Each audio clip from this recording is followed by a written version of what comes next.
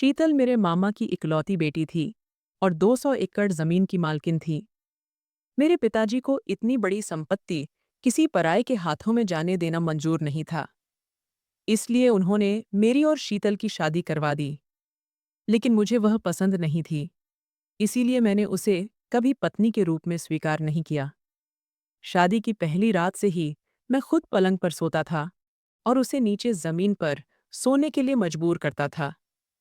फिर भी वह इतनी बड़े दिल वाली लड़की थी कि उसने यह बात कभी किसी को नहीं बताई, यहाँ तक कि अपने माता पिता को भी नहीं। 1 साल तक मैंने उसे हाथ भी नहीं लगाया, फिर भी वह कुछ नहीं बोली। मुझे एक ऐसी बीमारी थी जिसके कारण नींद में कभी कभी मेरी सांस अटक जाती थी। एक बार नींद में मेरी सांस अटकी तो उसने मुझे जगाया। मुझे बहुत गुस्सा आया। मैंने उसे कमरे में गालियां दीं और बाहर निकाल दिया। लेकिन बाद में मुझे पछतावा हुआ कि उसने तो मेरे भले के लिए ही मुझे जगाया था। मैंने उसे पूरे घर में ढूंढा, लेकिन वह कहीं नहीं मिली। आखिर में अलमारी खोली तो वहां एक चिट्ठी रखी थी। जब मैंने वह चिट्ठी पढ़ी तो मेरे पैरों तले जमीन खिसक गई, क्योंकि वह तो मैं अपनी पढ़ाई पूरी करने की राह पर था। आखिरी सेमेस्टर चल रहा था। दिवाली की छुट्टियों के लिए मैं घर आया था। इस बार मैंने ठान लिया था कि घर पहुंचते ही पिताजी को अपनी पसंद के बारे में बताऊंगा। मेरे क्लास में रिया नाम की एक लड़की थी जो मुझे पसंद थी और मैंने उसके साथ शादी करने का फैसला किया था। बस सही समय का इंतजार कर रहा था जब पिताजी से बात कर सकूं।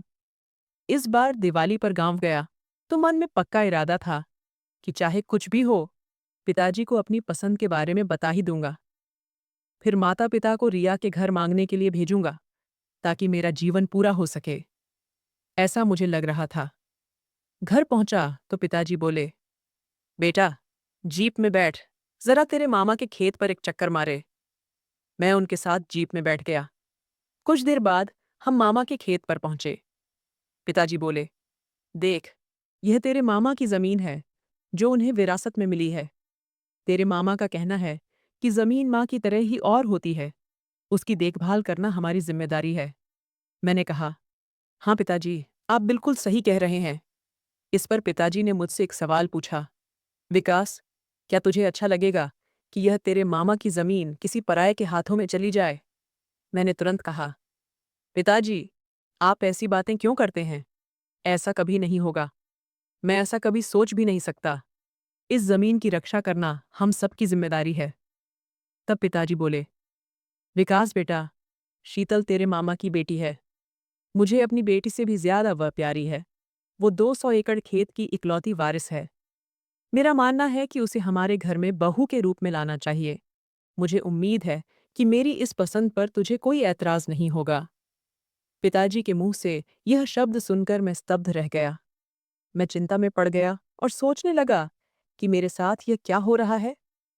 मैं तो यहाँ अपनी पसंद के बारे में बताने आया था, लेकिन उससे पहले ही पिताजी ने मुझे एक कसौटी पर ला खड़ा किया। मैंने जिंदगी में कभी पिताजी के किसी आदेश को नकारा नहीं था, ना ही कभी उनसे बहस की थी। लेकिन आज ऐसा मौका था कि मैं दुविधा में फंस गया था। मुझे कुछ समझ नहीं आ रहा था कि मैं क्या करूं। अपनी पसंद का जिक्र करता तो पिताजी नाराज हो सकते थे और उनका गुस्सा मैं कभी बर्दाश्त नहीं कर सकता था। लेकिन यह भी एक हकीकत थी कि मैंने शीतल के बारे में कभी ऐसा कुछ नहीं सोचा था कि उससे मेरी शादी होगी। हमारा कुछ जमना भी मुमकिन नहीं था। वो सारा जीवन घर में ही रही थी, स्कूल का दरवाजा भी नहीं देखा था, जबकि मैं पढ़ा लिखा सुशिक्षित लड़का था। एक तरफ रिया का खूबसूरत चेहरा मेरी आंखों के सामने था, तो दूसरी तरफ पिताजी का सम्मान। दिल पर पत्थर रखकर मैंने अपने प्यार का त्याग किया और सिर झुकाकर पिताजी का फैसला मान लिया। पिताजी ने मुझे गले लगाया और उसके बाद अगले महीने की 10 तारीख को शीतल के साथ मेरी शादी हो गई। तय समय पर हमारी शादी तो हो गई, लेकिन मैंने उसे कभी दिल से पत्नी के रूप में स्वीकार नहीं किया। मैंने मन ही मन पहले से तय कर लिया था कि मैं उसके साथ पति जैसा कोई रिश्ता नहीं रखूंगा और उसे तंग करूंगा ताकि वह खुद ही घर छोड़कर चली जाए। शादी की पहली रात को ही मैंने शीतल को साफ साफ बता दिया, मैंने सिर्फ पिताजी के आग्रह की वजह से तुझसे शादी की है, लेकिन दिल से मैंने तुझे कभी अपनी पत्नी नहीं माना। मैं खुद पलंग पर सोता था और उसे जबरदस्ती जमीन पर सोने के लिए मजबूर करता था। फिर भी वह बहुत ऊंचे मन की लड़की थी। उसने मेरे इस व्यवहार की शिकायत कभी किसी से नहीं की। मुझे यकीन था कि वह घर जाने पर अपने माता-पिता या बहनों को मेरे इस व्यवहार के बारे में जरूर बताएगी। लेकिन उसने ऐसा कुछ नहीं किया। इसका साफ कारण यह था कि मेरे मामा बहुत सख्त मिजाज के इंसान थे और उन्हें अपनी बेटी से बहुत प्यार था। अगर शीतल ने उन्हें कुछ बताया होता, तो अगले ही दिन मामा मेरे घर आकर बड़ा हंगामा कर देते। लेकिन ऐसा कुछ नहीं हुआ, यानी शीतल ने घर जाकर मेरी कोई शिकायत नहीं की थी। मैंने उस पर कितना भी अन्याय किया, फिर भी उसने एक अच्छी पत्नी बनने की हर कोशिश की। उसे अपने आप पता चल जाता था कि मुझे चाय पीने का मन है। उसे यह भी पता था कि मुझे कौन सा खाना पसंद है। वह ससुराल में अपने सारे कर्तव्यों को निभा रही थी, फिर भी मैं उसे लगातार अनदेखा करता था। मैं उस पर पति का रोब नहीं जमाता था, यानी यह कर, वो कर, ऐसा कुछ नहीं कहता था। फिर भी वह खुद से सब कुछ करती थी। मैंने उसे दिल से कभी स्वीकार नहीं किया था। वह गांव की थी और मैं शहर में पला बड़ा था। वह सुंदर थी, लेकिन मुझे सुंदरता से ज्यादा आत्मविश्वास पसंद था, और उसमें वह आत्मविश्वास नहीं था। वो हमेशा नजरें झुकाकर चलती थी, नौकरानी की तरह मेरा हर काम करती थी। फिर भी वह मुझसे बड़े जमींदार खानदान से थी, क्योंकि वो अपने पिता की इकलौती बेटी थी और 200 एकड़ जमीन की वारिस थी। हम दो भाई थे और मेरे हिस्से में सिर्फ 15 एकड़ जमीन आई थी। एक दिन मैं सुबह नहाकर बाल संवार कर नीचे आया। वो नाश्ता बना रही थी। मैं लॉन में बैठकर अखबार पढ़ रहा था। आज छुट्टी का दिन था। मन थोड़ा प्रसन्न था। मुझे अखबार पढ़ने की खास आदत नहीं थी, लेकिन समय काटने के लिए हेडलाइंस पढ़ रहा था। मेरी हमेशा की आदत थी कि छुट्टी का दिन हमेशा घर पर ही बिताऊं, माता पिता को वक्त दूं। सच कहूं तो शादी से पहले मेरे मन में यही ख्याल था कि शादी के बाद पत्नी के साथ छुट्टी का दिन बिताऊंगा, उसे कहीं घुमाने ले जाऊंगा। लेकिन मेरे सारे सपने चूर चूर हो गए थे। शीतल के साथ ऐसा कुछ करना मुमकिन नहीं था। अखबार पढ़ते समय मुझे लगा कि कोई मुझे देख रहा है। मैंने इधर उधर देखा, लेकिन कोई नहीं था। फिर से अखबार पर ध्यान दिया। थोड़ी देर बाद फिर वही एहसास हुआ। इस बार मैंने झट से पीछे मुड़कर देखा तो शीतल रसोई की खिड़की से मुझे देख रही थी। लेकिन मेरी नज़र पड़ते ही वह फिर से काम में लग गई। उसकी चोरी पकड़ी गई थी। मुझे बहुत अजीब लगा, जिसे मैं इतना अनदेखा करता हूँ, जिसकी मैं परवाह नहीं करता, जिसने मेरे साथ एक ही पलंग पर सोने की जिद की, तो भी मैंने उसे मना कर दिया। फिर भी वह मेरे प्रति इतना लगाव रखती थी। वह मेरी फिक्र करती थी, देखती रहती थी। लेकिन जैसे ही मैं उसकी तरफ देखता, वह तुरंत नजरें फेर लेती थी। एक बार मैं गहरी नींद में था, लेकिन जब आंखें खुलीं, तो वह मुझे घूर रही थी। मुझे बहुत अजीब लगा। क्या वह हमेशा ऐसा करती थी या शादी के बाद बदली थी?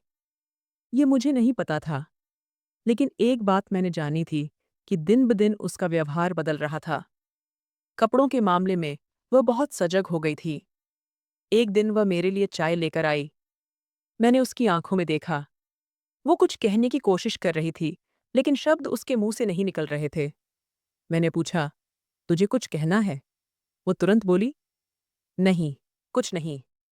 जाने लगी, लेकिन अचानक रुक कर बोली, आज मौसम बहुत अच्छा है। छुट्टी का दिन भी है। मुझे लगता है कि हमें कहीं बाहर घूमने जाना चाहिए। ये सुनकर मैं थोड़ा हैरान हुआ।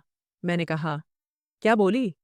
मैं तुझसे एक साथ सोना भी पसंद नहीं करता, तो घूमने कैसे ले जाऊंगा? मैंने आगे कहा, तू बहुत अजीब है। साधारण सी बात समझ नहीं आती क्या?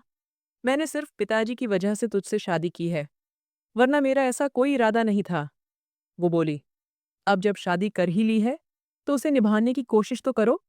मैं गुस्से में बोला, मेरे पास इन फालतू चीजों के लिए समय नहीं है। मैंने चाय नहीं पी और वहां से बाहर निकल गया। बगीचे में जाकर टीवी देखने लगा। बेचारी शीतल वापस अपने कमरे में चली गई। मेरे मन में ख्याल आया कि शायद वो रो रही होगी। फिर सोचा, जाकर देखूं। मैं कमरे में गया, लेकिन वो वहां नहीं थी। फिर रसोई में देखा, वहां भी नहीं थी। आखिर में घर के एक कोने के कमरे में गया, तो वह वहां रोते हुए बैठी थी। मैंने देखा कि वह रोते रोते खुद से कुछ बड़बड़ा रही थी। वह कह रही थी, हे भगवान, मैं किस कसौटी में फंस गई हूं। मैं अपने खानदान के हर इंसान से प्यार करती हूं।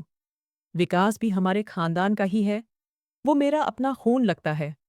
मुझे उससे भी मोहब्बत है, लेकिन उसके व्यवहार से मैं बहुत परेशान हूं। हे भगवान, उसके मन में मेरे लिए प्यार पैदा हो। इसके आगे मैं कुछ सुन नहीं सका, क्योंकि मुझे लगा कि इस लड़की की वजह से मेरा मन कहीं नरम पड़ जाएगा, और ये मुझे बिल्कुल नहीं चाहिए था। आज तक मैंने उसे अपने दिल में जख्म नहीं दी थी, और रिया, जो इतनी दूर थी, फिर भी मेरे दिल में थी। मैं चाहता था कि मेरे इस व्यवहार से तंग आकर वो आखिर में घर छोड़कर चली जाए, और मुझे उसी बात की उम्मीद थी। आज पिताजी को लगा कि शादी के बाद मैंने शीतल को कहीं घुमाया नहीं, तो उन्होंने मुझे कहा, कल शीतल को लेकर शहर जाओ, वहां कुछ दिन रुको, हमारा वहां घर है। मैंने मन में सोचा, पिताजी ने मुझे किस मुसीबत में डाल दिया। शहर में भी हमारा एक घर था। मैं शीतल को लेकर वहां चला गया।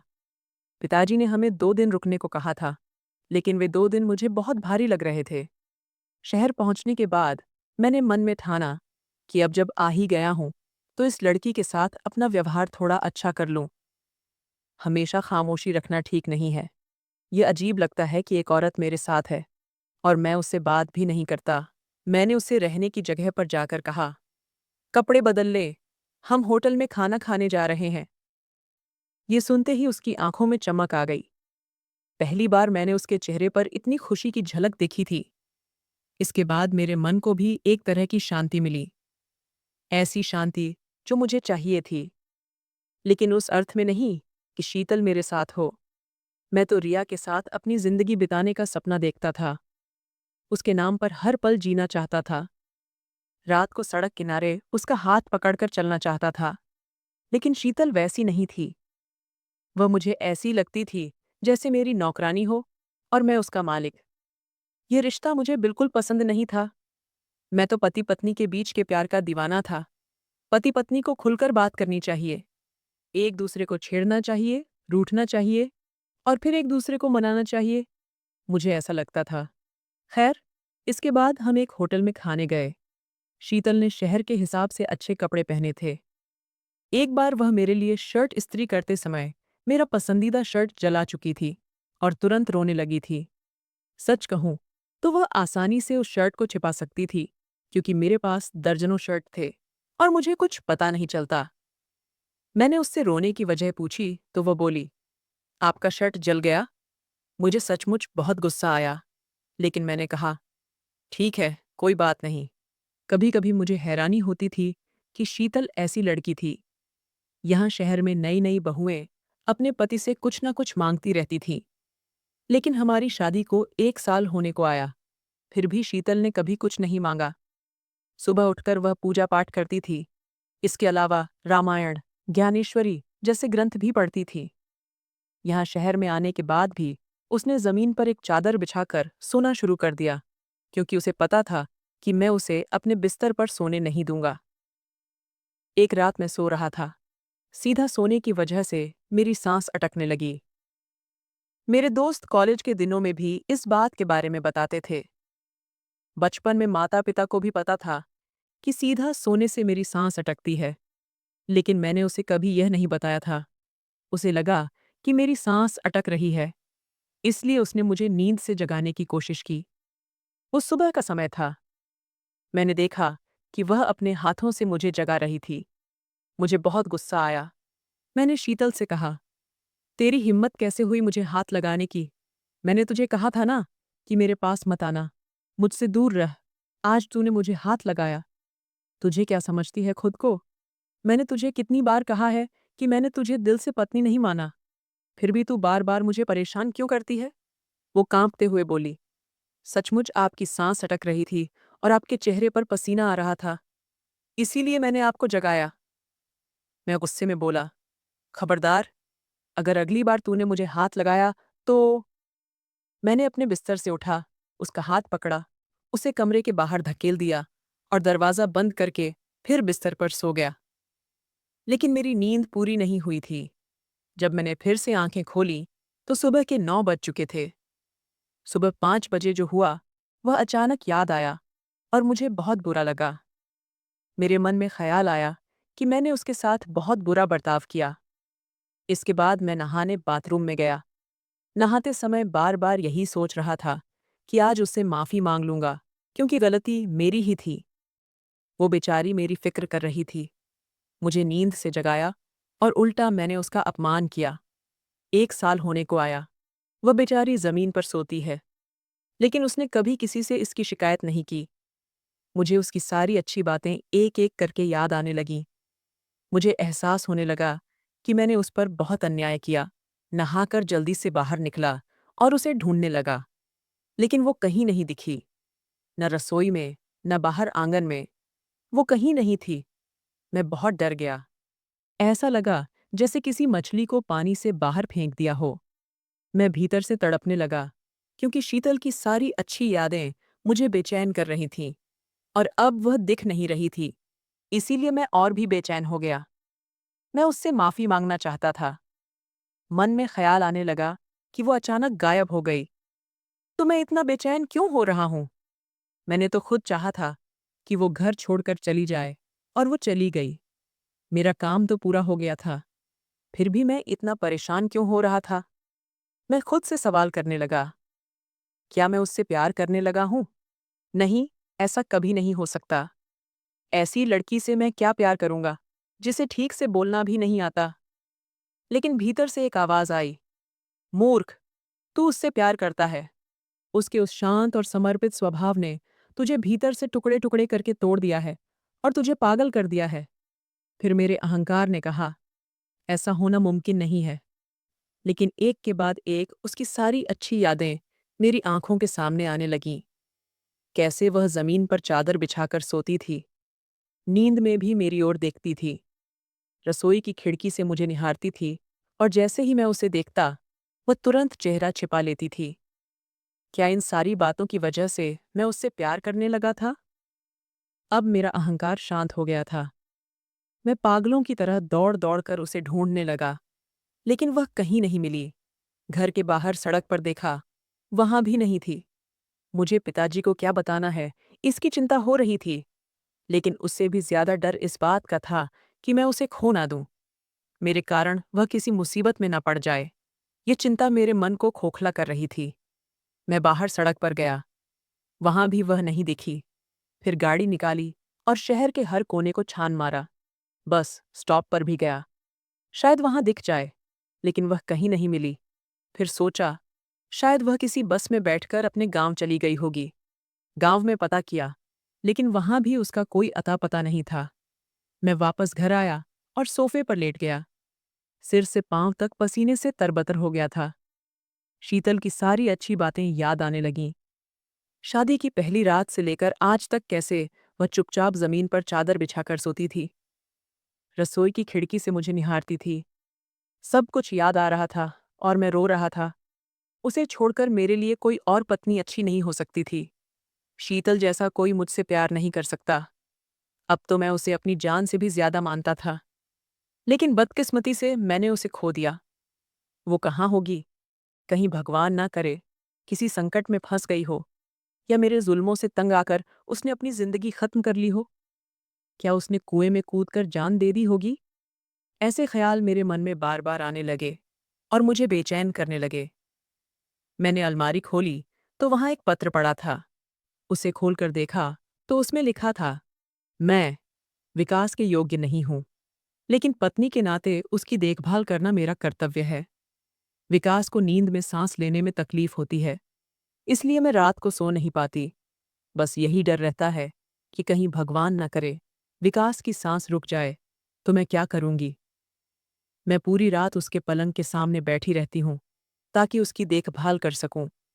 प्यार की मांग ही ऐसी होती है कि उसके लिए त्याग करना पड़ता है। इसलिए मैंने अपनी नींद का त्याग करके उसकी फिक्र की। विकास रोते हुए कह रहा था, काश वो एक बार मेरे सामने आकर खड़ी हो जाती तो मैं उससे माफी मांग लेता। अब उसके साथ किए गए हर अन्याय की याद मुझे सता रही थी, और जैसे ही वह याद आती, मैं चीखने लगता। मेरी चीख सुनकर वह अचानक मेरे सामने आ गई। उसे देखकर ऐसा लगा जैसे मेरी सांस फिर से शुरू हो गई। मैंने कहा, मुझे फिर कभी छोड़कर मत जाना। वो बोली, जब तुमने मुझे कमरे से बाहर निकाला तो मुझे बहुत बुरा लगा। मैं घर की छत पर चली गई ताकि मेरे रोने की आवाज़ तुम्हें ना सुनाई दे। वहां एक खाट थी, वहीं मुझे नींद आ गई। लेकिन तुम्हारी चीख सुनकर मेरी नींद टूट गई। तुम क्यों चीख रहे थे? कुछ खो गया है क्या? मैंने शीतल से कहा। हाँ, तू खो गई थी, लेकिन अब मैं तुझे कभी अपने से दूर नहीं जाने दूंगा। तू मेरी सबसे अच्छी पत्नी है और मैं तेरा बहुत बुरा पति रहा। मुझे माफ कर दे। मैंने तुझ पर बहुत जुल्म की। मुझे माफ कर दे। इस पर शीतल बोली, माफी मांगकर मुझे शर्मिंदा मत करो। तुम कल भी मेरे लिए सम्माननीय थे और आज भी मैं तुम्हारा बहुत सम्मान करती हूँ। शीतल ने दिल से मुझे माफ कर दिया और मेरे लिए यही काफी था। हमारी शादी की पहली सालगिरह पर मेरी इच्छा के अनुसार शीतल को फिर से दुल्हन का रूप दिया गया। शादी की सारी रस्में फिर से निभाई गईं। दुल्हन के रूप में वह चांद का टुकड़ा लग रही थी।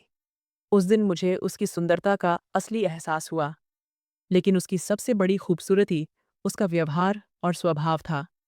उसका मन एक अनमोल मोती की तरह निर्मल था। मुझे खुद को बहुत भाग्यशाली लगा कि मुझे शीतल जैसी पत्नी मिली। तो दोस्तों, यह थी आज की कहानी। आपको ये कहानी कैसी लगी? कमेंट्स करके ज़रूर बताइए। साथ ही अगर आप हमारे चैनल पर नए हैं, तो चैनल को लाइक और सब्सक्राइब करना ना भूलें।